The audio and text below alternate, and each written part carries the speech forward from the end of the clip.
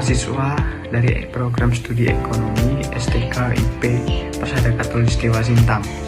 Pada video kali ini saya akan menjelaskan bagaimana saya merancang dan melaksanakan evaluasi pembelajaran autentik pada mata pelajaran ekonomi dengan topik kewirausahaan perencanaan usaha kecil.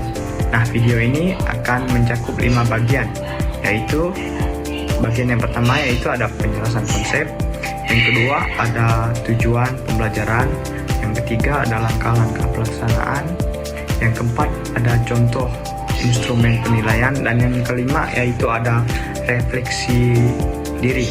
Nah, kita langsung saja ke yang pertama. Nah, yang pertama yaitu penjelasan singkat konsep evaluasi autentik. Nah, apa evaluasi autentik itu? Nah, evaluasi autentik merupakan penilaian yang menilai kemampuan peserta didik dalam konteks kehidupan nyata. Berbeda dengan ujian tertulis yang hanya mengukur pengetahuan teoritis. Evaluasi autentik menilai penerapan pengetahuan, keterampilan, dan sikap siswa secara menyeluruh. Nah, dalam pembelajaran ekonomi, bentuk evaluasi autentik yang saya gunakan adalah proyek perencanaan usaha kecil. Nah, melalui proyek ini, siswa diminta merancang sebuah ide bisnis sederhana yang realistis. Nah, membuat proposal usaha dan mempresentasikannya di depan kelas. Dengan cara ini, siswa tidak hanya diuji secara kognitif, tetapi juga secara afektif dan psikomotorik, seperti kemampuan bekerja sama, berpikir kreatif, dan berkomunikasi. Yang kedua yaitu ada tujuan pembelajaran. Nah, tujuan pembelajaran dari evaluasi autentik ini adalah siswa mampu menyusun perencanaan usaha kecil secara kreatif dan realistis. Siswa mampu menganalisis peluang pasar dan menentukan strategi pemasaran sederhana. Nah, siswa juga mampu bekerja sama dan mengkomunikasikan ide usaha dengan percaya diri. Jadi, fokus evaluasi ini bukan hanya pada hasil akhir proyek, tetapi pada proses berpikir dan kerjasama selama kegiatan berlangsung. Dan yang ketiga yaitu ada langkah-langkah pelaksanaan evaluasi. Nah, evaluasi autentik ini saya rancang melalui beberapa tahapan, yaitu tahapan yang pertama ada perencanaan. Saya menjelaskan terlebih dahulu kepada siswa tentang tujuan kegiatan, kriteria penilaian, dan contoh perencanaan usaha sederhana seperti usaha minuman herbal, makanan ringan lokal, atau kerajinan tangan. Dan tahapan yang kedua yaitu ada pelaksanaan proyek. Nah, siswa dibagi dalam kelompok berisi 4 atau sampai 5 orang. Mereka kemudian membuat proposal usaha mencakup nama usaha dan jenis produk, analisis pasar, strategi pemasaran, estimasi modal, dan keuntungan.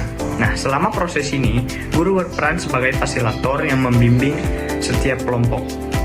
Nah, tahap yang ketiga yaitu ada presentasi dan observasi. Setiap kelompok mempresentasikan hasil rencana usahanya di depan kelas.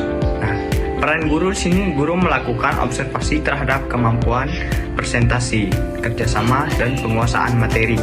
Dan tahapan yang keempat yaitu ada pemberian umpan balik. Setelah presentasi, guru memberikan umpan balik secara lisan maupun tertulis. Nah, agar siswa tahu bagaimana yang sudah baik dan mana yang perlu diperbaiki.